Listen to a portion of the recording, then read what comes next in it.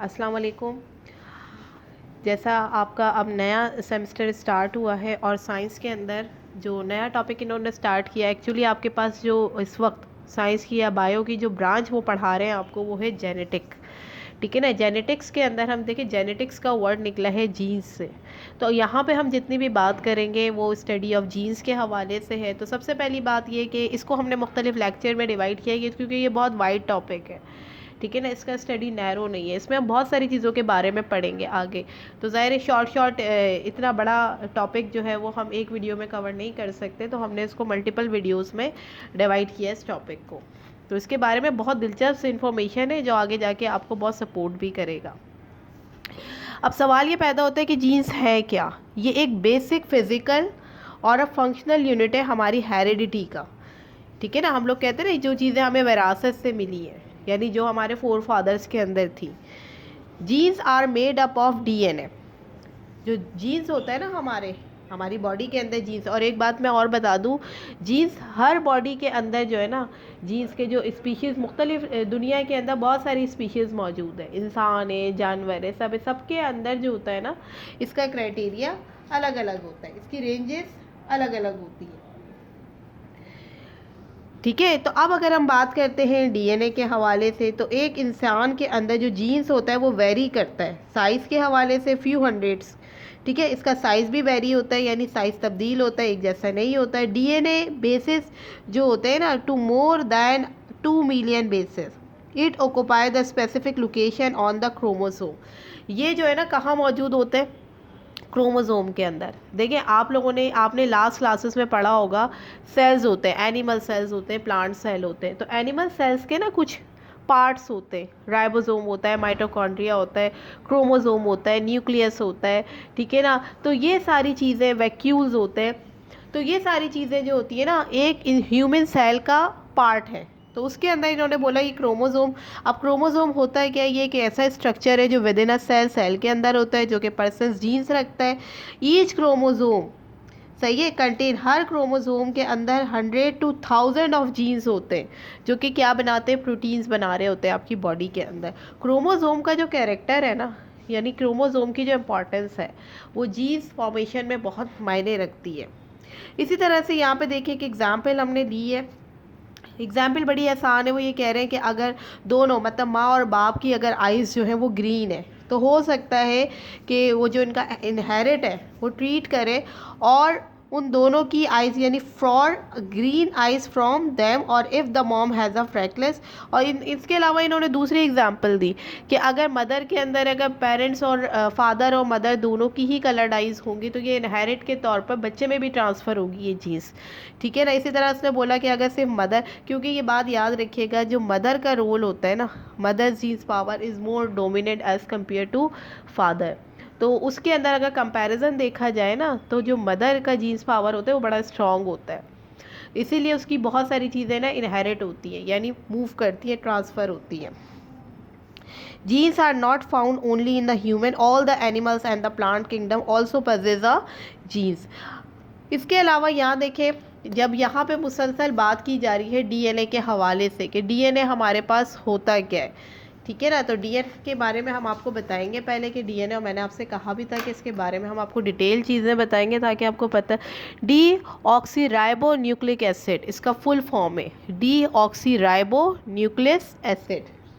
ठीक है, ये इसका फुल फॉर्म है। अब डीएनए है क्या। DNA it is made up of a chemical building block which is called a nucleotides. अब ये न्यूक्लियोटाइड्स क्या होता है, पहली बात तो आपको ये पता हो। देखिए इसके नाम में भी आ रहा है D oxy ribo nucleic acid. अब यहाँ पे बात सारी ये आती है कि भाई ये जो हम पढ़ा रहे हैं आपको, डीएनए जो हम बता रहे हैं आपको, ठीक है ना, अब ये है क्या। तो इन्होंने कह दिया भाई ये न्यूक्लियोटाइड्स है। अब ये न्यूक्लियोटाइड्स क्या होता है, न्यूक्लियोटाइड्स के अंदर 3 चीज़ें मौजूद होती है, एक फॉस्फेट ग्रुप, 5 कार्बन शुगर और नाइट्रोजीनियस बेस ग्रुप। सही है, इसकी इम्पोर्टेंस बहुत ज़्यादा होती है, यानी ये सारी चीज़ें मिलकर न्यूक्लियोटाइड्स बनाती हैं।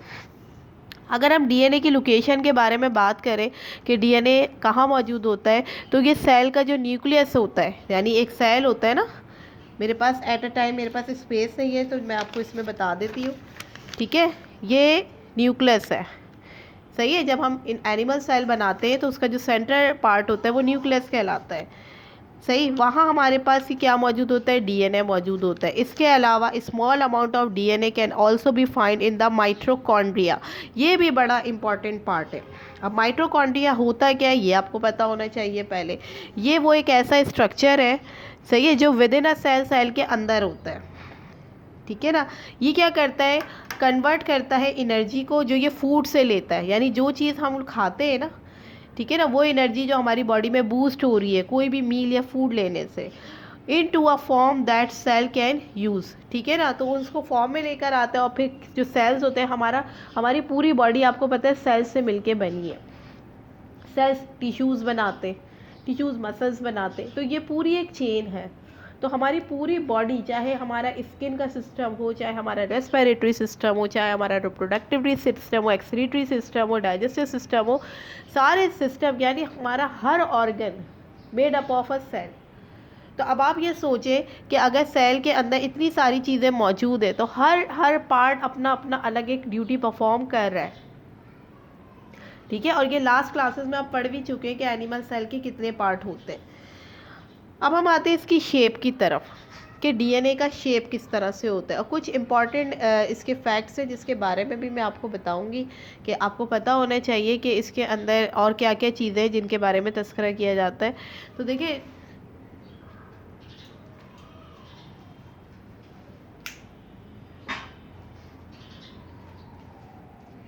डीएनए मॉलिक्यूल जो होते हैं ना, अमूमन 2 स्ट्रैंड्स के ऊपर होते हैं that wind around one and other to form a shape which is known as double helix, ठीक है। ये एक 2 स्ट्रैंड्स के ऊपर होते हैं, सही। स्ट्रक्चर मैं अभी आपको दिखा नहीं पाई, लाइव क्लास में इंशाल्लाह मैं आपको स्ट्रक्चर भी दिखाऊंगी इसका, कि इसका शेप जो होता है वो किस तरह का होता है। तो ये भी आपको पता होना चाहिए कि डीएनए का जो शेप है वो कैसा होता है। एक और बात मैं आपको बता दूं, दुनिया के अंदर चाहे जितने भी लोग हों, कभी भी किसी का डीएनए एक जैसा नहीं हो सकता, क्योंकि डीएनए ट्रांसफ़र होता है आपकी मदर और फादर के जीन्स से।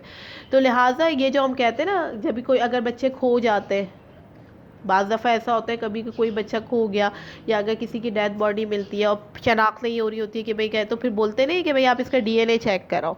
डीएनए का मतलब ये होता है कि भाई किसी भी शख्स का डीएनए ना एक जैसा नहीं हो सकता, चाहे दुनिया में कितने लोग हैं। ये कुदरत है खुदा की कि सबका डीएनए हमेशा एक दूसरे से अलग ही होगा। इसी तरह कभी कोई क्रिमिनल होता है, वो मर जाता है, तो उसकी स्किन आपकी, यानी कि हमारे बॉडी के अंदर ना ये स्किन के सेल्स है, टिश्यूज़ है, ऑर्गन्स है, मसल्स है, ब्रेन सेल्स है, बोन है, टीथ है, हेयर है, यूरिन है, यानी जितनी भी चीज़ें हमारी फंक्शनेटिंग है जो हमारे ब्लड के अंदर मौजूद होती है, जहाँ पे ब्लड सप्लाई होता है, ठीक है ना, उन तमाम तर चीज़ों से आप डीएनए की वेरिफिकेशन बासानी कर सकते हैं। अब क्या, DNA is a part of our blood, it is a concentrated in a blood, skin cells, tissues, organ, muscles, brain cells, bone, teeth, hair, urine and any other part.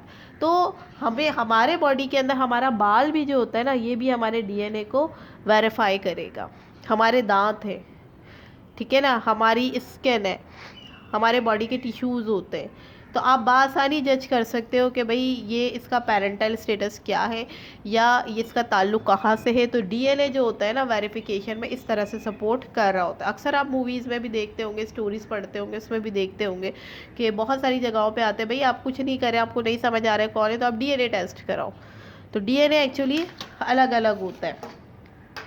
इसी तरीके से अगर हम क्रोमोसोम्स की बात करते हैं, जैसे मैंने अभी इससे पहले भी आपको बताया कि 100 to 1000 कंटेन होता है।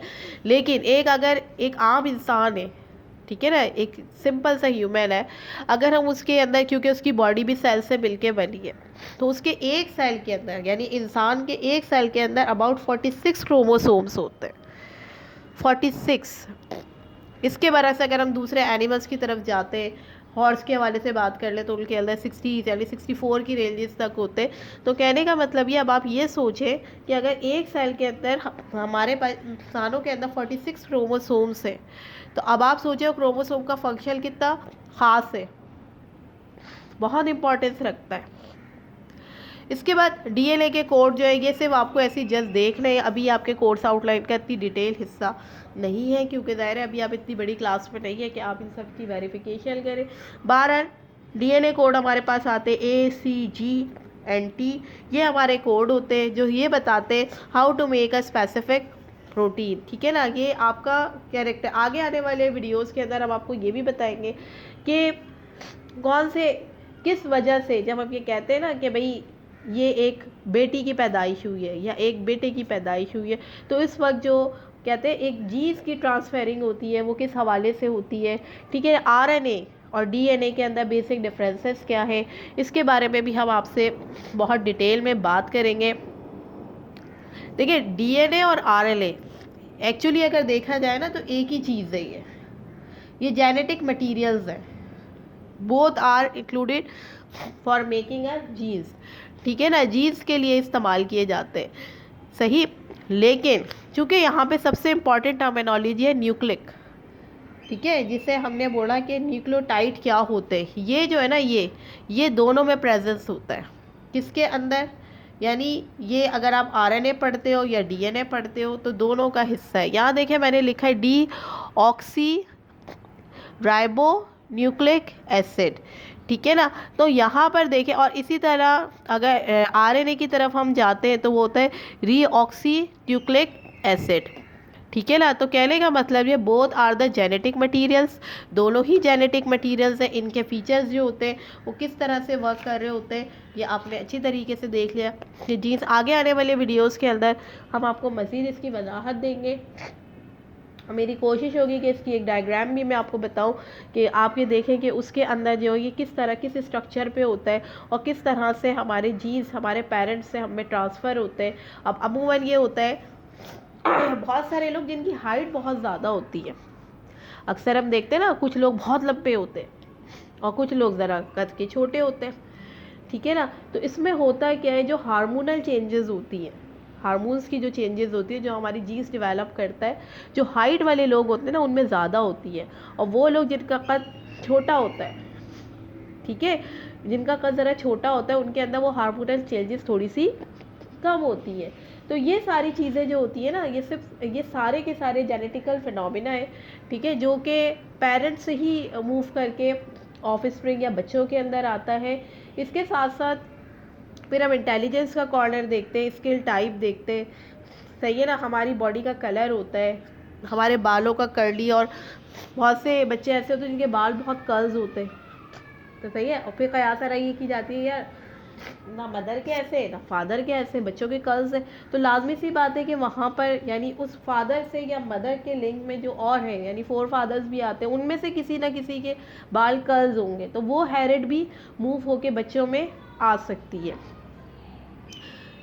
ठीक है ना, तो ये जो जीन्स की डेवलपमेंट होती है, ये जीन्स की जो ट्रांसफरिंग होती है, ये वक्तन फ़वक्तन नस्ल दर नस्ल मूव करती है।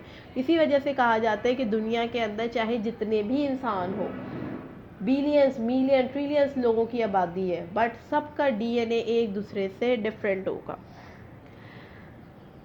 ये बात आपने अपने जहन में रखी है। अब जब हम आगे पढ़ेंगे, इसका नेक्स्ट लेक्चर हमारा आएगा, तो उसमें हम देखेंगे कि किस तरह से पेरेंटल जेनेटिक फिनोमिना के अंदर जो है वो एक लड़की की एक लड़के की जो पैदाइश होती है, ये रिप्रोडक्टिव साइकिल किस तरह से वर्क कर रहा होता है।